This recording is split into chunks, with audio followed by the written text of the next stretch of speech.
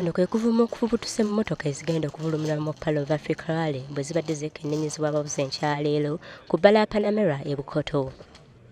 Singa obuwanguzi bubadde bupimirwa ku musinde emmotoka gwe zikola, Nnantamego wa Africa Jay Singh, Andrew Kananura ne Susan Mwonge be bandibadde abanguza empaka zino. Ng'ayogera ku mikisa gye egy'okuwangula Nnantamego wa Africa w'omwaka 2013 Omusambia Jay Singh agambye tekinnaggwa. Not over until it's over. Really, anything can happen in rally. He may not finish here, may not finish Madagascar. Anything can happen. We're over, I think, 38, which is a very good package.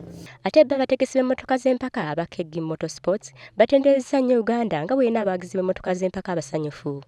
Tugenda kukola kyonna ekisoboka tumalirize then obuwanguzi bunajja luvannyuma. Wadde tubale tuwumudde ebbanga ddene kati ne Pearl of Africa Rally tulina ogivuga olw'ensonga nti it's an international rally ate tujagala naffe okujja ne tuparticipatinga tulage nti naffe tukyalimu. Nsuubira Jay Singh okulya rally eno gwosubira mu bannayuganda w'okubiri nakanimbiri kubanga ategeera tebayita handbrake tight ate ngeno rally temulimu speed.